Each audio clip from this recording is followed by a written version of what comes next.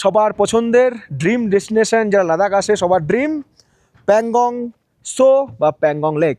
বাসের সিটে বসা নিয়ে, রুম নিয়ে, খাওয়া নিয়ে, এই যে মানুষের মধ্যে একটা মানে বিরোধিতা, অপরকে কটু কথা বলা, সিনিয়র জুনিয়রকে খারাপ কথা বলছে, জুনিয়র সিনিয়রকে খারাপ কথা বলছে। বাঙালির ধৈর্য আর কই মাছের প্রাণ দুটোই কিন্তু একদম সমান। আর বিছানায় বসেই কিন্তু আপনি এখান থেকে পুরো প্যাংগং লেকের ভিউ পাবেন। বাইরে যাওয়ার কোনো দরকারই নেই, জাস্ট পর্দাটা সরিয়ে দিতে হবে, এখানে বসেই কিন্তু প্যাংগং লেকের ভিউ। এবং এখানে আসার পর কিন্তু মনে হবে আপনার লাদাখ ট্যুর সার্থক। আর যেখানে যাও না রে ভাই সপ্ত সাগর পার, প্যাংগং লেকের ধারে রাত কাটাতে শোনা খবরদার। দুর্দান্ত ফিলিংস, দুর্দান্ত। এখানে এসে যখন আপনি ছবি তুলবেন না, মনে হবে পুরো প্যাংগং লেক আপনার, পৃথিবী আপনার। হিমালয়ের এই রুক্ষ পাহাড়ের বুক চিরে যখন আমরা এগোচ্ছিলাম তখন ভাবতেই পারিনি প্রকৃতির এক নীলাভ রূপ আমাদের জন্য অপেক্ষা করে আছে। পাহাড়ের ঠিক মাঝখানে যেন এক টুকরো নীল আকাশ সোজা নেমে এসেছে মাটিতে। লাদাখের আইকনিক প্যাংগং লেক। সমুদ্রপৃষ্ঠ থেকে প্রায় 14,000 ফুট উচ্চতায় এই এন্ডোরহিক লেক শুধু যে ক্ষণে ক্ষণে তার রং বদলানো নীল জলের জন্য বিখ্যাত তা নয়, এর সঙ্গে জড়িয়ে আছে এক অদ্ভুত ভৌগোলিক রোমাঞ্চ। কারণ এই লেকের জলের ওপর দিয়েই বয়ে গিয়েছে ভারত আর চীনের স্পর্শকাতর সীমান্ত রেখা, line of actual control. Ladakh সিরিজের 7ম পর্বে আজ আমরা অনুভব করব নীল জলের মায়াবী দুনিয়া প্যাংগং সো, যে গল্পের শুরু 27 এপ্রিলের সকালে লাদাখের নুব্রা ভ্যালি থেকে। আজ 27 এপ্রিল 2026, সময় 5:59, টেম্পারেচার হচ্ছে 3 ডিগ্রি। লাদাখে সন্ধে যেমন দেরিতে হয় তেমনি সকাল তাড়াতাড়ি হয়। আজ গন্তব্য হচ্ছে প্যাংগং, যদিও প্যাংগং যাওয়ার আগে যাব হচ্ছে গালওয়ান। গালওয়ান হয়ে আমরা প্যাংগং যাব, প্রায় ঘন্টা 10-এর একটা জার্নি। তার জন্যই আজ তাড়াতাড়ি ঘুম থেকে ওঠা এবং বেরিয়ে পড়া। লাদাখের সড়কপথের সবথেকে বড় সমস্যা হলো সীমিত পেট্রোল পাম্প। সেই কারণে গাড়ির চালকেরা জার্নির সময় সবসময় চেষ্টা করে গাড়ির পেট্রোল ট্যাঙ্ক ফুল রাখতে। এখানে পেট্রোল চলছে হচ্ছে 103 টাকা 8 পয়সা। এখানে তেল নিলে হচ্ছে 15 লিটার, মাত্র 15 লিটার তেল। কারণ পাম্প নেই তো, এখানে একটা পাম্প, আবার কোথায় গিয়ে কত কত শত কিলোমিটার দূরে একটা পাম্প পাবো তারপর ঠিক নেই। আর এমন এমন লাইন পড়ে পাম্পে, দেখা যাচ্ছে এত গাড়ি চলে এসছে, সেই 2 ঘন্টা 3 ঘন্টা ধরে লাইন পড়ে। ওই জন্য এরা কখনো মানে ওই ভরবো পরে চলুক কিলোমিটার আরও ওরকম করে না, একদম ফুল এখানে। শোক নদীকে একপাশে রেখে ডিস্কিট থেকে আমরা চলেছি আগামের উদ্দেশ্যে। সড়কপথের দূরত্ব 46 কিলোমিটার, সময় লাগতে পারে 1 ঘন্টার কাছাকাছি। এমনিতেও এপ্রিল মাসে লাদাখের রাস্তাঘাট ফাঁকাই থাকে, ভিড় হয় মে এবং জুন মাসে। লাদাখ এমন একটা জায়গা যেখানে যদি আপনারা 2 জন বা 4 জন নিজেরা আসেন না, খরচা অনেক বেশি। গ্রুপে আসবেন, খরচা অনেক কম। এখান থেকে আগাম হচ্ছে 23 কিলোমিটার, সায়ক 45, দুর্বুক 33, প্যাংগং লেক হচ্ছে 116 কিলোমিটার। আমাদের পরবর্তী স্টপ হচ্ছে আগাম, এখানে 23 কিলোমিটার। লাদাখে এসেই প্রথম কোনো টানেল দেখা পেলাম।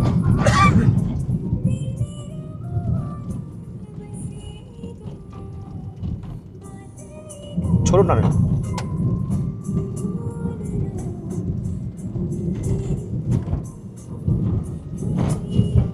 লাদাখের যেসব রাস্তা সম্প্রসারণের কাজ সম্পূর্ণ, সেগুলোকে দেখে রাস্তা না রানওয়ে বোঝার উপায় নেই।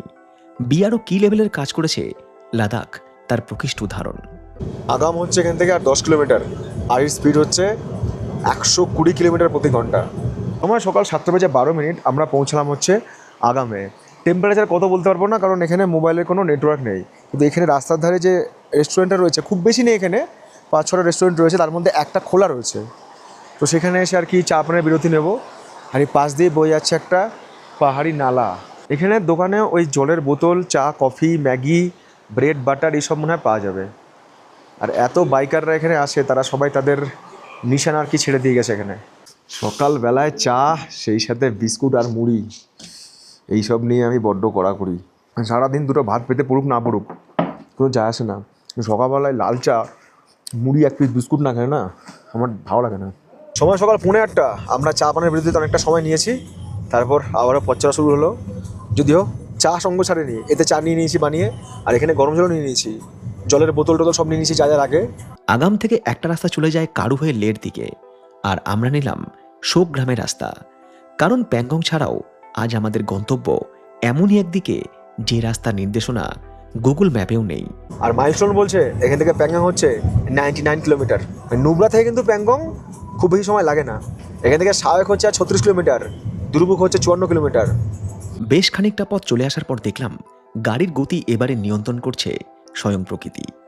রাস্তা বলতে কিছুই নেই, সবটাই আস্ত একটা নদী। আর এই দিককার যে বালিমাটি রয়েছে না, এই বালিমাটি দেখেই বোঝা যায় যে নদীর জল এই পর্যন্ত আসে। জল ওই পর্যন্ত যায় বলেই সব কাটা জন্মেছে এখানে। আপনাকে এখানে সকাল থেকে সন্ধ্যা পর্যন্ত পথ চলতে হবে। মাঝে হয়তো দু একটা জায়গায় আপনি সাইট সিন পাবেন, ছবি তোলার জায়গা পাবেন।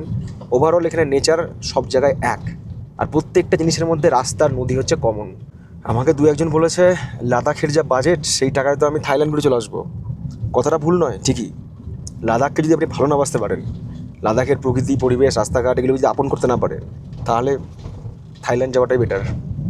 লাদাখকে পুরো বুকে ফিল করতে হবে, নিজের মনে ফিল করতে হবে। ইয়েস, লাদাখে এসেছি, এনজয় করবো, যতক্ষণ ইচ্ছা পথ চলবো, কোনো ব্যাপার না। দাঁড়াবো, ভিডিও করবো, ছবি তুলবো, খাওয়া দাওয়া করবো, আবারও চলবো। প্রকৃতি, আমি তোমার সাথে মুখোমুখি সাক্ষাৎ করতে এসেছি। তোমার চরম থেকে নরম সব রকম রূপ আমরা দেখবো। এইরকম মানসিকতা যদি থাকে তবেই লাদাখ আসুন, নচেত নয়। আর যদি লাদাখকে আপনি ভালোবাসতে পারেন, ভালোবেসে ফেলতে পারেন, তাহলে প্রত্যেক বছর লাদাখ। এমন অনেক লোক আছে যারা প্রত্যেক বছর লাদাখে আসে। যেমন অনেকে আসে প্রত্যেক বছর দার্জিলিং যায়, পুরী যায়, দীঘা যায়, লাদাখ প্রত্যেক বছর আসে। তারা এনজয় করে প্রকৃতিকে, এই একাকিত্বকে, এই পাহাড়কে, এই নির্জনতাকে, এই পথের কাঠিন্যকে, এই অ্যাডভেঞ্চারকে। এই কয়দিন যাবৎ লাদাখের প্রায় সব রকম রাস্তার সঙ্গেই পরিচয় হয়েছে, কিন্তু আজ রাস্তা বলে কিছুই নেই। শীতকাল বলেই নদী এখন শান্ত। বর্ষাকালে কিংবা গ্লেশিয়ারের বরফ গলা জলস্তর বেড়ে গেলে তখন এই পুরো জায়গাটাই চলে যায় শোক নদীর নিচে। তখন অবশ্য প্যাংগং যাওয়ার বিকল্প রাস্তা রয়েছে। আর এখানে রাস্তা বানিয়েও কোনো লাভ হয় না।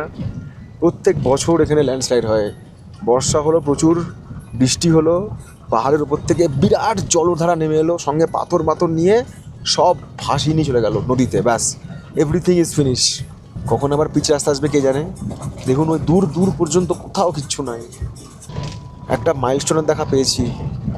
এখান থেকে সায়ক হচ্ছে এখনও 12 কিলোমিটার। এই দেখুন, নদী থেকে এবার রাস্তায় উঠলাম।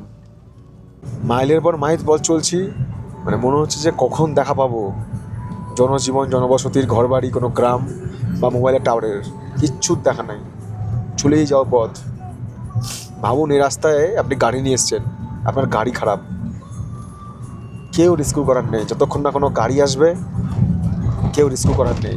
গাড়ি হোক, বাইক হোক, না আছে পেট্রোল পাম্প, না আছে কোনো গাড়ির টায়ার পাংচার সারানোর দোকান, না কিচ্ছু, না কোনো খাবারের দোকান। ওই জন্য এইসব ট্রিপে সঙ্গে খাবার দাবার অবশ্যই বেশি করে রাখবেন। জলের বোতল, ড্রাই ফ্রুটস, শুকনো খাবার দাবার অবশ্যই রাখবেন।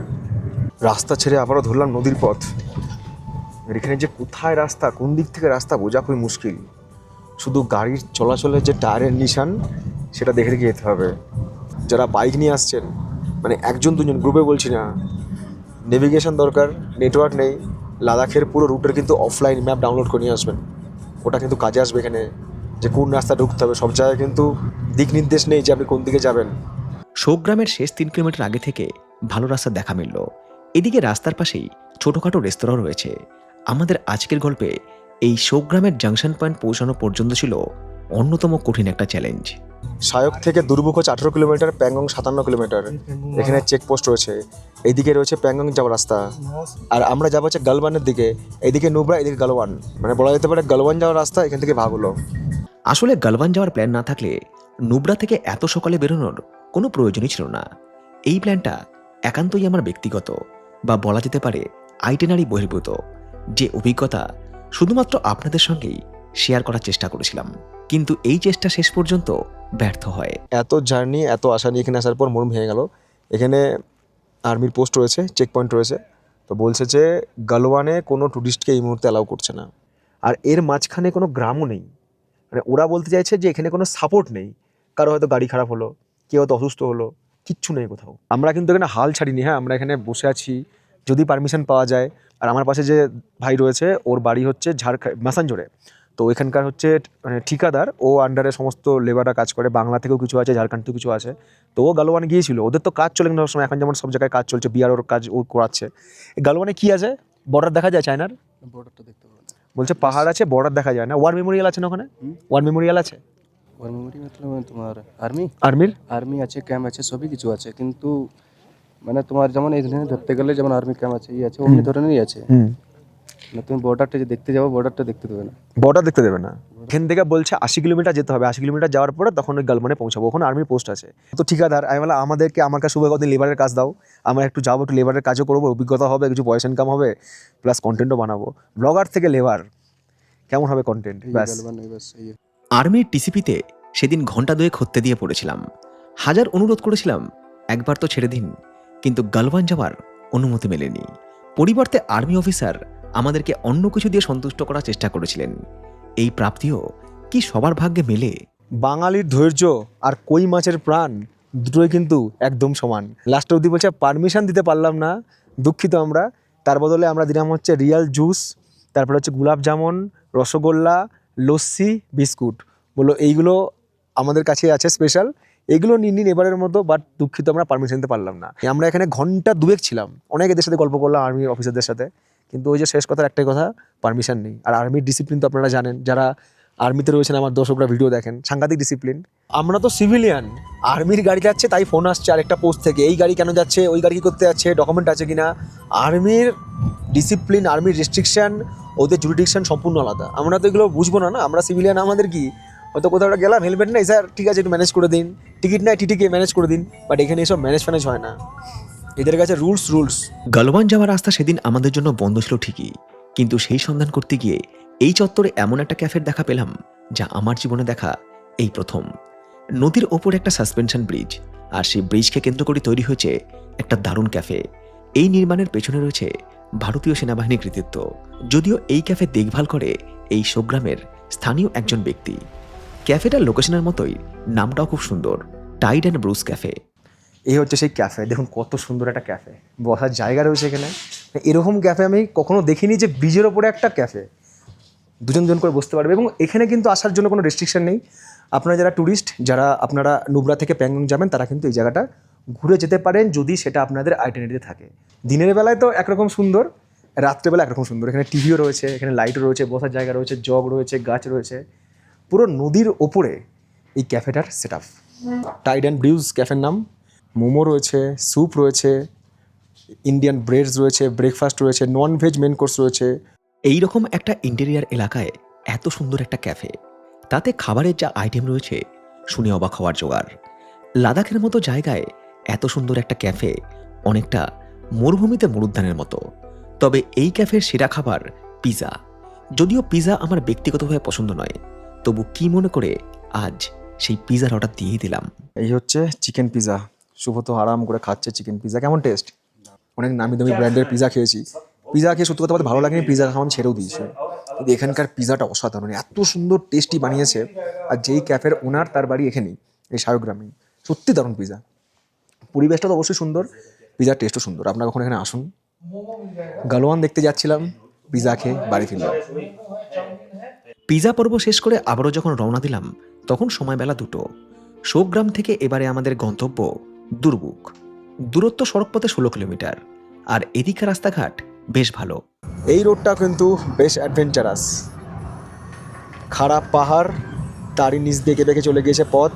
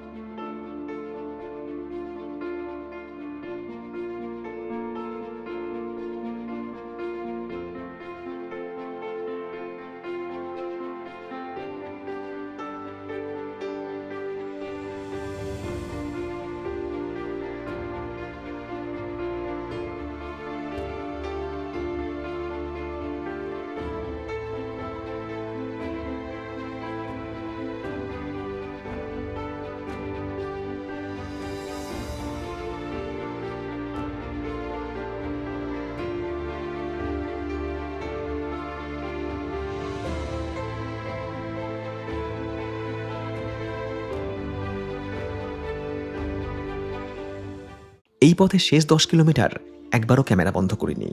ওই বাইক আরোহীদের দেখে মনের ফ্ল্যাশব্যাকে ফিরে গিয়েছিলাম 2021 সালে। বছর 5 আগে একদিন আমিও এদেরই মতো 2 চাকায় এই পথ পার করেছি। অতীতের সেই ফেলে আসা মুহূর্ত আজ আমার সামনে আরও একবার। আমরা পৌঁছে গেছি দুর্বুক। এখান থেকে টাংস্টে হচ্ছে 5 কিলোমিটার, চাংলা পাস হচ্ছে 31 কিলোমিটার। চাংলা পাস যখন আমরা যাব হচ্ছে সোমরেরি, আর এখান থেকে প্যাংগং হচ্ছে 40 কিলোমিটার, প্যাংগং হচ্ছে বাঁদিকে, আর এখান থেকে লে হচ্ছে 109 কিলোমিটার। এই হচ্ছে দুর্বুক ভিলেজ। আর এই দুর্বুকে কিন্তু অনেক হোটেল রয়েছে, রেস্টুরেন্ট রয়েছে, খুব জমজমাট একটা জায়গা। আপনারা দেখতে পাচ্ছেন যারা বাইকার সবাই কিন্তু এখানে দাঁড়িয়ে খাওয়া দাওয়া করছে, মানে মেন যত রেস্টুরেন্ট এই দুর্বুকেই রয়েছে। দুর্বুক থেকে 5 কিলোমিটার দূরে রয়েছে টাংস্টে। টাংস্টেতে আমরা এই মুহূর্তে এসেছি। এদিকে দোকানপাট অনেক রয়েছে, রাস্তাঘাট বেশ চওড়া, গাড়ি সারানোর দোকান, খাওয়া দাওয়ার দোকান, ছোটোখাটো হোমস্টে, ইচ আর এভরিথিং রয়েছে। আর সেই সাথে কিন্তু এখানে পেট্রোল পাম্প রয়েছে। তো আমাদের ড্রাইভার বললো যে আমাদের গাড়ি আবারও পেট্রোল ভরে নেবে, মানে ও চায় সবসময় পেট্রোল ফুল থাকুক। আর এখানে রয়েছে হচ্ছে পুলিশ চেকপোস্ট, যেখানে আমাদের পারমিট দেখাতে হবে। প্যাংগং যাওয়ার পথে এই জব তাক হ্যায় জান সিনেমার শুটিং এখানে হয়েছিল। জব তাক হ্যায় জান সামার শুটিং পয়েন্ট, এখন এটা হয়ে গেছে ম্যাগি পয়েন্ট। এখন অপেক্ষা সেই মুহূর্তটার, কখন দেখা যাবে সেই নীল জলের বিস্ময়কর লেক। এখান থেকে এখন 21 কিলোমিটার রাস্তা দুর্দান্ত। টাংস্টে থেকে প্যাংগং যাওয়ার রাস্তাও দুর্দান্ত। রাস্তার একদিকে রয়েছে তৃণভূমি, তাতে মাঝে মধ্যেই দেখা মেলে হিমালয়ান মারমোটদের। এই জায়গায় পাওয়া যায় হচ্ছে হিমালয়ান মারমোট। ওনাকে ক্যামেরা হাতে ঘুরছে, ছবি তুলছে, রিলস বানাচ্ছে, ওখানে দেখা যায় হিমালয়ান মারমোট। এই জায়গাটাকে দেখা যায়, দেখবেন লাদাখের যখন ভিডিও আসে না, রিলস আসে, তখন এসব জায়গাগুলো দেখায়। অনেকে এখানে ঘুরছে, হিমালয়ান মারমোট খুঁজছে। অ্যাকচুয়ালি এই যে গর্তগুলো রয়েছে না, গর্তের মধ্যেই সব হিমালয়ান মারমোট লুকিয়ে থাকে। এপ্রিল মাস বলে এই সমস্ত জায়গা শুকনো, জুন মাসে এই জায়গাগুলো পুরো সবুজে সবুজ থাকে। তখন লাদাখ অন্যরকম সুন্দর। যদিও আমরা অপেক্ষা করছিলাম সেই মুহূর্তর, যখন এই পথের বাঁকে দেখা যাবে সেই নীল জলের মায়াবী লেক প্যাংগং সো। টাইমটা নোট করতে হবে, 3:20 আর এখান থেকে আমরা পেলাম হচ্ছে প্যাংগং সো বা প্যাংগং লেকের প্রথম ভিউ। একবার দেখুন, এখান থেকেই পাওয়া যায় হচ্ছে প্যাংগংয়ের প্রথম ভিউ। এখনও প্যাংগং 2 কিলোমিটার হবে, 2-3 কিলোমিটার তো হবে, রাস্তা ঘুরে ঘুরে নিচে নামবে, কিন্তু প্রথম যে ভিউ, ফার্স্ট ভিউ এখান থেকেই পাওয়া যায়। কি দারুণ লাগছে প্যাংগং। এটা হচ্ছে লুকুং ভিলেজ, এই গ্রামটা হচ্ছে লুকুং ভিলেজ, এখানে রয়েছে মিলিটারি পুলিশ। লুকুং একটি ছোট্ট গ্রাম। এটি মূলত বিখ্যাত প্যাংগং লেকের প্রবেশদ্বার হিসাবে।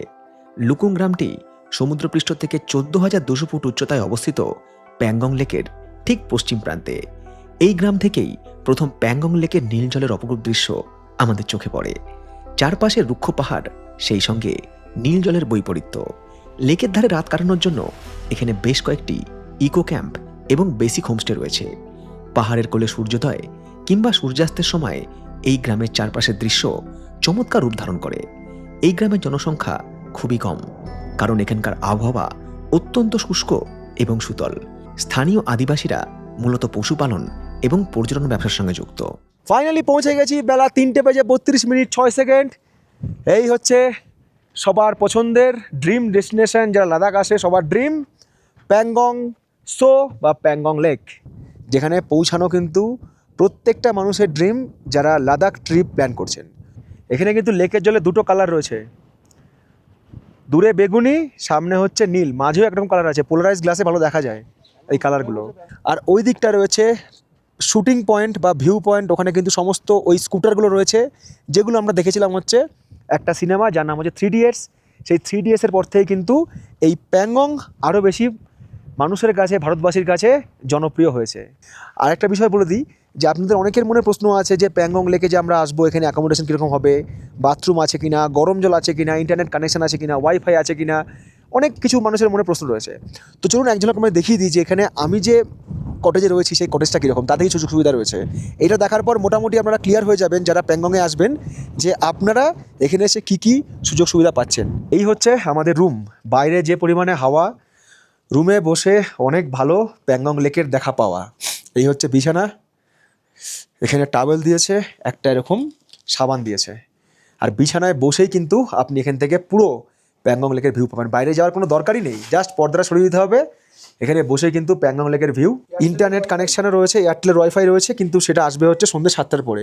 এখানে কিন্তু এখন কোনো ইলেকট্রিসিটি নেই, সন্ধ্যে 7টার পরে জেনারেটর চালায়, 7টা থেকে বোধহয় রাত 10টা পর্যন্ত কি 11টা পর্যন্ত, তখনই কিন্তু আপনারা ইলেকট্রিক কানেকশন পাবেন, যেখানে আপনারা আপনাদের ডিভাইসগুলো চার্জ করে দিতে পারবেন। বেসিন রয়েছে, গরম জলের ব্যবস্থা এখানে হয়ে যাবে, কোমোড রয়েছে, আর এখানে জামা কাপড় টাঙানোর জন্য আর কি হুক রয়েছে।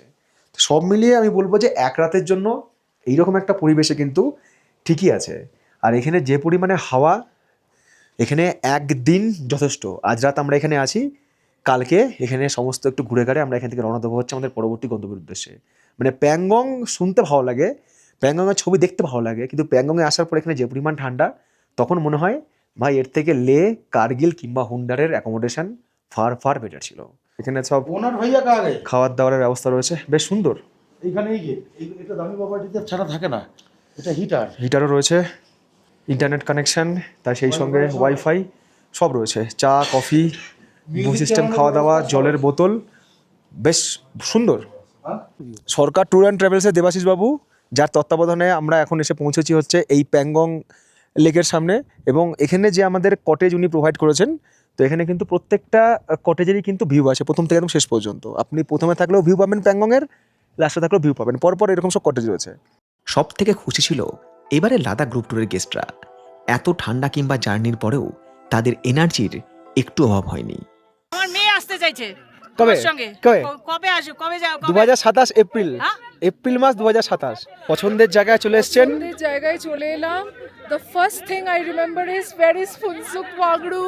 আরে আমাদের তো ভালো লাগছেই, আমার ছেলের ভীষণ ভালো লাগছে। কালকে সকালবেলায় যখন আলোটা পড়বে এসে, যখন আকাশটা মানে ব্লু হয়ে যাবে, তখন এই লেকটা পুরো ক্লিয়ার, তখন আরো সুন্দর লাগবে। রুম টুম সব ঠিক আছে? সব ঠিক আছে। ব্যাস তাহলেই হবে। ঘর ফর নিয়ে আমাদের কোনো সমস্যা হয় না, জিও জিও। কিন্তু একটা অদ্ভুত ব্যাপার দেখলাম, এবছর এখানে ঠান্ডা খুবই কম।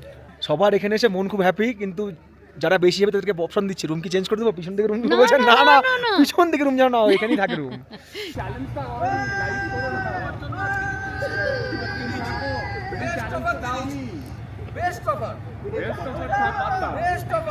বিকেল হতেই সূর্য যখন আরেকটু নিচের দিকে নেমে গেল, প্যাংগং লেকও যেন সেই সঙ্গে তার রঙের পরিবর্তন করলো।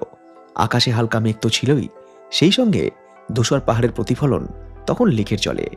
বাইরে এত ঠান্ডা হওয়া যে বাধ্য হয়ে রুমে এসে লেপ মুড়ি দিয়ে ঘুমিয়ে গেলাম। আমি তো আর বাইরে যাইনি, সবাই বাইরে হইলোড় করছে, মজা করছে, আমি ঠান্ডায় ঘরে বসে কাজ করছি, এত ভিডিও সব ব্যাকআপ ট্যাকআপ তুলছি। আর যেখানে যাও না রে ভাই, সপ্ত সাগর পার, প্যাংগং লেকের ধারে রাত কাটাতে শোনা খবরদার। বাইরে ভয়ানক ঠান্ডা, ভয়ানক, মানে বেরোনোই যাচ্ছে না, তেমনি হাওয়া। আকাশে আলো রয়েছে কারণ চাঁদ মামা রয়েছে, আর সেই চাঁদের আলো এসে পড়ছে প্যাংগংয়ে। প্যাংগংয়ের জল কালো, ওই আকাশে যে মেঘগুলো সেগুলো সাদা লাগছে, আর দূরে যে সমস্ত পাহাড়গুলো বরফে ঢাকা, তার উপরে চাঁদের রিফ্লেকশন হচ্ছে। তো আমরা যাচ্ছি এখন খেতে, এখানেই খাওয়া দাওয়ার সব ব্যবস্থা, যতগুলো কটেজের সাথেই রয়েছে হচ্ছে ডাইনিং। এখানে মনে হয় চা কফি রয়েছে, এইদিকে রয়েছে স্যালাড, এইদিকে রয়েছে পাঁপড়, এখানে রয়েছে স্যুপ সন্ধ্যাবেলায় খেয়েছি, এখানে রয়েছে ভাত, এখানে রয়েছে আন্ডা কারি, কাটা কাটা ডিম, গাজর, ওই ক্যাপসিকাম দিয়ে, আর হচ্ছে ফুলকপি দিয়ে একটা সবজি। এই রয়েছে ডাল, লাল লাল ঝাল ঝাল ডাল। এইদিকে রয়েছে সুইট ডিশ, শিমুয়ের পায়েস, আর রুটিও রয়েছে। যদিও এই সব খাবার ছেড়ে আমাদের জন্য অর্ডার দিয়েছিলাম খিচুড়ি। পুরো লাদাখ ট্যুরে অধিকাংশ দিন রাতেই এই খিচুড়ি দিয়েই ডিনার সেরেছি। শুভ সাথে ঘি নিয়ে এসছে, আর সেই সাথে পাঁপড় ভাজা রয়েছে, আর পাঁপড় ভাজার সাথে রয়েছে হচ্ছে গরম গরম অমলেট। দুর্দান্ত দুর্দান্ত, গাজর বাজর দিয়েছে, আর আমাদের ভাগীরথীর ঘি আছে বহরমপুরের, সেই টেস্ট ভাই। গরম গরম খিচুড়ি খেয়ে প্রায় নিভে আসা আগুনের আঁচে হাত পা সেঁকে সেদিন রাতে সোজা বিছানায়, তারপর শান্তির ঘুম। এরপর এলো 28শে এপ্রিলের সকাল। আজকে হচ্ছে 28শে এপ্রিল 2026, সময় সকাল 7:22। জানি দরজা খুলে দেওয়ার পর এই যে সূর্যের আলো এসে পড়ছে বিছানায়, দেখতে বেশ সিনেম্যাটিক লাগছে, কিন্তু বাস্তবটা বড়ই সিম্প্যাথিক। কালকে রাত্রি 10:30টার পরে সব আলো অফ হয়ে গিয়েছে, তারপর ভয়ানক ঠান্ডা, ডবল লেপ নিয়ে ঘুমিয়ে গিয়েছিলাম, কিছু মনে নেই কালকে দারুণ হয়েছে ঠান্ডার মধ্যে। সকালে যখন ঘুম ভাঙলো তখন এখানকার যারা স্টাফ আছে এই কটেজের, তারা এসে দিয়ে গেল হচ্ছে 1 বালতি গরম জল। শুরুতে কালকে 1 বালতি গরম জল দিয়েছিল, আজকে এখন 1 বালতি গরম জল দিয়ে গেল। ওই দিয়ে আর কি প্রাকৃতিক কাজকর্ম স্বার্থ হলো। এমনি এখানে যে কল টলগুলো রয়েছে বা এখানে যে বেসিন টেসিন, কোথাও কিন্তু কোনো জল নেই। রাতে এখানে হচ্ছে ঠান্ডায় কাঁপুনি, আর সকালে হচ্ছে আলোর ঝলকানি। যারা এই মুহূর্তে ভিডিও দেখছে তারা গরমে প্রচণ্ড কষ্ট পাচ্ছে, আর যেই মুহূর্তে ভিডিও বানাচ্ছে সে ঠান্ডায় কষ্ট পাচ্ছে। সেটাই হচ্ছে প্রকৃতির নিয়ম। সূর্য মাথার ওপরে উঠিয়েছে চড়চড়িয়ে, আকাশে মেঘও আছে, সেই সঙ্গে ঠান্ডা হাওয়া আছে। কাল বিকাল থেকে যে ঠান্ডা হাওয়া শুরু হয়েছে, রাত আজ সকাল, ঠান্ডা হাওয়ার দাপট এখানে কমেনি। বাধ্য হয়ে আমাকে আমার সর্বোত্তম জ্যাকেটটা পরতেই হলো। আপাতত যাচ্ছি হচ্ছে ব্রেকফাস্ট করতে, কারণ অনেকক্ষণ আগেই বলে গেছে আপনাদের ব্রেকফাস্ট রেডি হয়ে গেছে। ভালো লাগছে না এখানে, সত্যি কথা বলতে ভালো লাগছে না। প্যাংগং লেকে আসা সবার স্বপ্ন, আর ঠান্ডার মধ্যে একদম ভালো লাগছে না, মনে হচ্ছে কখন বাড়ি যাবো। তাই না শুভ? এই ঠান্ডা একদম সহ্য হচ্ছে না। ঠান্ডা না প্রচণ্ড সহ্য হচ্ছে, এখানে ভালো লাগছে। আমি ছাড়া মনে হয় এখানে সবারই ভালো লাগছে। বাঙালিয়ানা প্যাংগংয়ে এসেও ছাড়বে না। গরম গরম লুচি, সবজি, পোহা। পোহা হচ্ছে লাদাখের কমন খাবার। এই 3টে আইটেম আছে আজকে সকালে ব্রেকফাস্টের জন্য। লোকজন বিশাল হ্যাপি। আর ওখানে রয়েছে কি গরম জল, আর সেই সাথে হচ্ছে চা কফির সব ব্যবস্থা রয়েছে। চা তো সাথে আছেই, চা নিয়ে এসেছি বাইরে, সেই সাথে মুড়ি। সকালবেলা উঠে আমি চা মুড়ি খাই। বিস্কুটও আছে, বিস্কুটটা শুভ আনতে ভুলে গেছে, ঘরে পড়ে আছে। তো ওখানে বসে বসে চা মুড়ি খাচ্ছি। সেই সঙ্গে হাওয়ার দাপট একটু কমেছে, সূর্য আস্তে আস্তে তার উচ্চতা বাড়িয়ে, সূর্যের যে আলো বা তেজ সেটা শরীরে মেখে চা মুড়ি খেতে কিন্তু ভালোই লাগছে। প্রকৃতি তার নিয়ম মেনে নিজেকে পরিবর্তন করে, কিন্তু আমাদের মানসিকতার সার্বিক পরিবর্তন আদৌ কি সম্ভব? আজ আপনাদের সঙ্গে শেয়ার করি এই গ্রুপ ট্যুরের কিছু বাস্তবতা। জানি না সমাজ আমার এই কথার সঙ্গে কতটা সহমত হবে। গ্রুপ ট্যুরের কিছু নিখাত সত্য আছে, যেগুলো সাধারণত কেউ ব্লগে বলে না, কিন্তু এটা সবাই জানে। বিভিন্ন মানুষের বিভিন্ন রকম মানসিকতা। আমার আগে রুম চাই, আমার আগে খাওয়া চাই, ও কেন আগে খাওয়া খেলো, ও কেন আগে বাসে বসলো, বাসের সিটে বসা নিয়ে, রুম নিয়ে, খাওয়া নিয়ে, এই যে মানুষের মধ্যে একটা মানে বিরোধিতা, অপরকে কটু কথা বলা, সিনিয়র জুনিয়রকে খারাপ কথা বলছে, জুনিয়র সিনিয়রকে খারাপ কথা বলছে, এই অশান্তিগুলো কি শুধুমাত্র বাঙালিদের ট্রিপেই হয়, না সব মানে জাতির ট্রিপেই হয়? মানে ওড়িয়া, পাঞ্জাবি, মারাঠি, গুজরাটি সবারই হয়। যে সিঙ্গেল এসছে তারও রুমমেট নিয়ে প্রবলেম, যে ডবল এসছে তাদের মধ্যেও প্রবলেম। মানে মানুষের মধ্যে এত প্রবলেম, না বিশ্বাস করুন, আমি জানি না মানুষ বেড়াতে আসে না ঝগড়া করতে আসে। কিছু মানুষ আছে যারা এই সমস্ত প্রবলেম গায়ে মাখে না, তারা নেচারকে এনজয় করে, যে আমি একবারই এসেছি, খরচা করে এসেছি, আমি তো আর কখনো আসবো না, বা অনেক দিন পরে হয়তো আসবো, বারবার আসা সম্ভব নয়, আমি নেচারকে এনজয় করি। আর কিছু মানুষ আছে যারা প্রথম দিন থেকে শেষ পর্যন্ত ঝগড়া। প্রথমে যখন হোয়াটসঅ্যাপ গ্রুপ তৈরি হয়, সবাই খুব আনন্দ নিয়ে থাকে, হাই হ্যালো, ছবি তোলা, শেয়ার করা, এই কেমন আছেন, কী খাচ্ছেন। যত ট্যুর শেষ দিকে যেতে শুরু করে, তত এই মানুষগুলোর মধ্যে বিরোধিতা, এক অপরের প্রতি কটু কথা, মনোমালিন্য, আনঅ্যাডজাস্টমেন্ট এগুলো হয়ে থাকে। তারপর যখন শেষ দিন আসে, তখন কিছু মানুষের মনের পরিবর্তন হয়, না ঠিক আছে সবাই ছিলাম, ভালো ছিলাম। আবার কিছু মানুষ বলে মনে মনে, এই হতচ্ছাড়াদের সঙ্গে দেখা যেন না হয়, কোনোদিন যাবই না। বাসনে থাকলে ঠোকাঠুকি হবেই, স্বামী স্ত্রীর মধ্যে গন্ডগোল হবেই, তেমনি বেড়াতে এসে গন্ডগোল হবে, এটা স্বাভাবিক। তো আপাতত গন্ডগোলকে দূরে রেখে আমরা আবারও পথ চলা শুরু করেছি। আমাদের গন্তব্য হচ্ছে প্যাংগংয়ের ভিউ পয়েন্ট। প্যাংগংয়ের কিন্তু ভিউ পয়েন্ট বলে কোনো নির্দিষ্ট পয়েন্ট নেই, কারণ প্যাংগংয়ে সব জায়গাতেই ভিউ, আপনি যেখান থেকে যেরকম লেকের ভিউ পাবেন। এই যে আমরা এখন রাস্তা ধরে যাচ্ছি, আমাদের সাথে সাথে কিন্তু আমাদের বাঁ দিকে রয়েছে ভিউ পয়েন্ট প্যাংগং, পুরো প্যাংগং লেকটা রয়েছে। তো এখানেও কিন্তু এরকম যে কোনো জায়গায় দাঁড়িয়ে আপনি ভিডিওগ্রাফি বা ফটোগ্রাফি করতে পারেন। সব জায়গায় ভিউ পয়েন্ট, কারণ লেকটাই তো সুন্দর না। আর লেকের যে জলের কালারটা, এটা কিন্তু আকাশের যে রং তারই কিন্তু প্রতিফলন। এখানে জলের তো আলাদা করে কোনো কালার হয় না, জলের রং সাদা, আকাশের যে রং তারই কিন্তু প্রতিফলন এখানে। এইটা হচ্ছে আরেকটা সাইড, ওই রাস্তা, ওই দিকে রয়েছে সমস্ত কটেজ, যেটা হচ্ছে প্যাংগংয়ের আরেকটা দিক। আমরা তো ছিলাম হচ্ছে ওই দিকটায়, ওই যে টাওয়ারটা রয়েছে ওই দিকটা আমরা ছিলাম। ওখান থেকে আরও খানিকটা আসার পর এই দিকে কিছু রয়েছে কটেজ, এবং এখানে রয়েছে ভিউ পয়েন্ট এবং হচ্ছে পার্কিং। আমাদের গাড়িটা সব এখানেই দাঁড়িয়ে আছে। এখন টুরিস্ট খুব বেশি নেই। এখানে লেখা আছে আই লাভ প্যাংগং। তবে এখানে আসার পর আমার কিন্তু এখন অবধি কোনো অক্সিজেনের সমস্যা কিছু হয়নি, কিছু মনে হয়নি যে অক্সিজেন নিতে পারছি না বা অক্সিজেন ক্যান, মানে বলা যেতে পারে লাদাখ ট্রিপটা এখনও পর্যন্ত আমি অক্সিজেন ক্যান কিংবা কর্পূর ছাড়াই কাটিয়ে দিলাম। লেকের কিছুটা অংশ এই ভেতরে চলে এসেছে, আর যেখানে জল এসছে সেখানেই এরকম সবুজ জন্মিয়েছে, না হলে কিন্তু লাদাখে সবুজের কোনো চিহ্ন মাত্র নাই। দেখুন দূর দূর পর্যন্ত পাহাড়, ন্যাড়া পাহাড়, সবুজের কোনো চিহ্ন মাত্র নেই। আপনাদের মনে প্রশ্ন আসবে, দুটো প্রশ্ন, লেকের জলটা কতটা ঠান্ডা আর লেকের জলের স্বাদ কীরকম। আর ব্লগার হিসাবে এই দুটো উত্তর দেওয়াই আমার কর্তব্য। আগে দেখি লেকের জল কতটা ঠান্ডা। উরে বাবা, যেন মনে হচ্ছে ফ্রিজে জল রেখেছি, জলের স্বাদ। প্যাংগং লেকের জল কিন্তু হচ্ছে নোনতা, অর্থাৎ এটা কিন্তু মিষ্টি জলের হ্রদ নয়, অনেকটা ওই চিলিকার মতো। চিলিকা যেমন সমুদ্রের সাথে কানেক্টেড, চিলিকার জল নোনতা, তেমনি এই জলও কিন্তু হচ্ছে নোনতা। লাদাখের সবচাইতে যদি কোনো সুন্দর জায়গা থাকে আমার চোখে, মানে প্রাকৃতিকভাবে, তাহলে আমি বলবো যে এই এপ্রিল মাসে এই প্যাংগং লেক। কারণ যারা বরফ চান দেখুন ওই সব পাহাড়ের মাথায় বরফ রয়েছে, যারা ল্যান্ডস্কেপ চান ছবি তোলার জন্য সেরকম ল্যান্ডস্কেপ রয়েছে, যারা নীল জলের লেক চান নীল জলের লেকও রয়েছে, আর সেই সাথে হচ্ছে ওয়েদার। আরও একটা জিনিস সেটা হচ্ছে লেস ক্রাউডেড, এখন কিন্তু সেরকম ভিড় নেই। এটা যদি মে জুন মাসে আসতাম তাহলে দেখতাম এখানে কিন্তু প্রচুর ভিড়, লোক ঠিক করছে এই আমার ছবি তোল আমার ছবি তোল, চারিদিকে ভিড়ই ভিড়। এখন কিন্তু এই জায়গা পুরোই ফাঁকা। আপনি কিন্তু এখানে এসে ইচ্ছা মতো ফটোগ্রাফি ভিডিওগ্রাফি করতে পারবেন, যত খুশি সময় কিন্তু এখানে আপনারা কাটাতে পারবেন। এই প্যাংগং লেকের সামনে দাঁড়িয়ে ছবি তুলে কিন্তু আপনি আপনার লাদাখ ট্যুরকে স্মরণীয় করে রাখতে পারবেন। তো এই স্কুটারে বসে যদি আপনারা ছবি তুলতে চান সেক্ষেত্রে খরচ হবে হচ্ছে 50 টাকা। 50 টাকায় এখানে বসে আপনি আনলিমিটেড ছবি তুলতে পারবেন, আনলিমিটেড ছবি বা ভিডিওগ্রাফি। আর এই যে সব টুলগুলো রয়েছে এখানে পরপর 3 ইডিয়টসের স্পেশাল সেই টুল বা বসার জায়গা, যেটা ওই 3 ইডিয়টস যে সিনেমাটা তার কিন্তু পোস্টারও রয়েছে, দেখাবো সেটাও দেখাবো। তো এইটায় বসে ছবি তোলার জন্য হচ্ছে পার পার্সন 50 টাকা। যদি আপনারা 2 জন থাকেন তাহলে হচ্ছে 100 টাকা, যদি 3 জন থাকেন তাহলে হচ্ছে 150 টাকা, একজন থাকলে হচ্ছে 50 টাকা। এখানে লেহেঙ্গা রয়েছে, এখানে হেলমেট রয়েছে।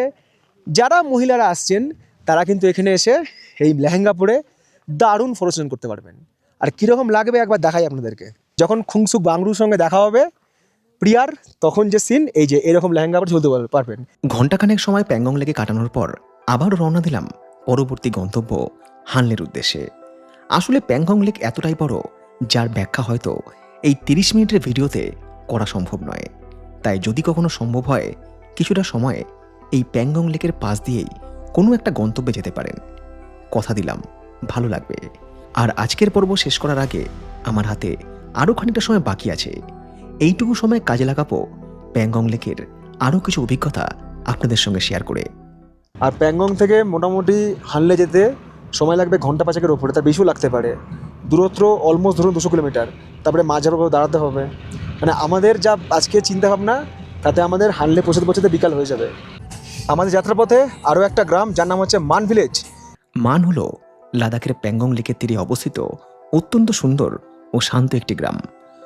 পর্যটকদের ভিড় মূলত স্পাংমিক গ্রামে সীমাবদ্ধ থাকে, যার কারণে স্পাংমিকের ঠিক পরেই এই মান গ্রামটি তার প্রাকৃতিক এবং অকৃত্রিম রূপ অনেকটাই ধরে রাখতে পেরেছে। এখান থেকে প্যাংগং হ্রদের দিগন্ত বিস্তৃত নীল জলরাশি, চারপাশে রুক্ষ পাহাড়ের অসাধারণ ভিউ পাওয়া যায়। যারা একদম ন্যাচারাল এবং কোলাহলমুক্ত পরিবেশে সময় কাটাতে বা প্রাকৃতিক ল্যান্ডস্কেপে ছবি ও ভিডিও করতে পছন্দ করেন তাদের জন্য এই মান গ্রামটি দারুণ একটি জায়গা। এখানে কমিউনিটি চালিত অ্যাস্ট্রো ট্যুরিজমের ব্যবস্থাও রয়েছে। রাতের আকাশের মিল্কি ওয়ে বা স্টার গেজিং দেখার জন্য এই জায়গাটি বিশেষভাবে পরিচিত।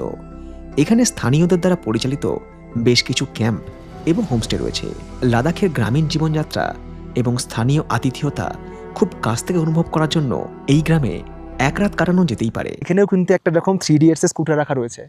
এখানেও কিন্তু এরকম বসার সিট রয়েছে, ওখানেও কিন্তু এরকম ড্রাম রয়েছে। আর এখানে এসে আর কিন্তু লোকজন নেই, কারণ সবাই যা ছবি তোলার ওখানেই তুলে নেয়, ভিডিওগ্রাফিটা ওখানেই করে নেয়। কিন্তু এই জায়গাটা আসার পর যখন আপনি এখানে দাঁড়াবেন এবং নিজেকে এই প্রকৃতির সাথে মিলে ধরবেন, সব থেকে ভালো বিষয় যে এখান থেকে পুরো প্যাংগং লেকটার যে ভিউ, পুরো লেকের ভিউ আপনি কিন্তু পাবেন। এবং এখানে আসার পর কিন্তু মনে হবে আপনার লাদাখ ট্যুর সার্থক। এটা কিন্তু খুব বেশি দূরে নয়, এই কাছে রয়েছে মান ভিলেজ। মান ভিলেজ থেকে খানিকটা আসার পর এখানে রয়েছে একটা ভিউ পয়েন্ট। এখানে একজনই মানুষ রয়েছেন, আর কিন্তু কেউ নেই, যিনি এখানে স্কুটার লাগিয়ে রেখেছেন ছবি তোলার জন্য। নেন হচ্ছে মাত্র 50 টাকা, ওখানেও 50 টাকা, এখানেও 50 টাকা। একবার দেখাই জায়গাটা আপনাদেরকে। এই দেখুন, এই লোকটি এখানে থাকেন। ট্যুরিস্ট তো এখানে খুব বেশি আসে না, উনি একটা ছোট্ট ক্যাম্প করে ওখানে থাকেন। এই আফ্রিকায় না, যারা ট্যুরিস্ট আসে এখানে 50 টাকা করে নেন ছবি তোলার জন্য। তো আমরা এখানেও ছবি তুলব, ওনারও হেল্প হবে। আর সেই সাথে রিয়েলি বলছি, প্যাংগংয়ের যে অ্যাকচুয়াল ভিউ, মানে প্যাংগং শুধু নয়, জায়গাটা শুধু দেখুন, চারিদিকে এত সুন্দর পাহাড়, এত দারুণ কালার দেখেছেন জলের, আকাশের রং আর জলের রং পুরো ফাটিয়ে দিয়েছে। আর সামনে ওই যে সাদা চড়া, ওখানে বালির চড়া রয়েছে, ওখানে কিন্তু লেকের ধার ঘেঁষে গেছে বরফও রয়েছে। দুর্দান্ত ফিলিংস। জাস্ট এখানটায় এসে একটু সাবধানে নামতে হবে। এই যে পাথর রয়েছে, জাস্ট এই পাথরের ওপর নিজেকে জাস্ট মিলিয়ে দিন। কথা দিলাম এই অনুভূতি আপনার থাকবে আজীবন। দুর্দান্ত ফিলিংস, দুর্দান্ত। এখানে এসে যখন আপনি ছবি তুলবেন না, মনে হবে পুরো প্যাংগং লেক আপনার, পৃথিবী আপনার, জাস্ট ফাটাফাটি। তবে বিধিবদ্ধ সতর্কীকরণ, এটা হাই অল্টিটিউড, ঠান্ডা রয়েছে, গরমও রয়েছে। বেশি দৌড়ঝাঁপ করবেন না, তাহলে কিন্তু শ্বাসকষ্ট হতে পারে। এখনও অবধি আমরা নিজেদেরকে কন্ট্রোল রেখেছি, এখনও কিন্তু আমাদের ডাইমক্স খেতেও হয়নি, কর্পূর শুকতেও হয়নি, বা অক্সিজেন ক্যান সেটা কিন্তু আমাদের সাথে নেই, দরকারও পড়েনি। এখনও অবধি কিন্তু আমরা লাদাখে এসে পুরোপুরি সুস্থ। একটু ব্লগগুলো মন দিয়ে দেখবেন, তাহলে দেখবেন আপনাদের কোনো প্রবলেম হবে না, আপনারা কিন্তু সুস্থভাবে লাদাখ ঘুরতে পারবেন। মানগ্রামের পরে এলো মেরক, কাকস্টেট, প্যাংগং লেককে কেন্দ্র করে আরও 2-1টা গ্রাম, সেই সঙ্গে ভিউ পয়েন্ট। এদিকে প্যাংগং লেক আরও সুন্দর। যত আমরা আগের দিকে যাচ্ছি, এক একটা গ্রাম পার করছি, ততই যেন প্যাংগংয়ের দুর্দান্ত ভিউ দেখতে পাচ্ছি। তত মনে হচ্ছে যে এই জায়গাটা বেশি সুন্দর, হয় না, যে একটা সমুদ্র সৈকত থেকে আরেকটা সমুদ্র সৈকত সুন্দর, আরেকটা সুন্দর। তো এখানে কিন্তু পরিস্থিতি সেরকম। 134 কিলোমিটার দীর্ঘ এই সুবিশাল হ্রদ ভারত থেকে চীন পর্যন্ত বিস্তৃত।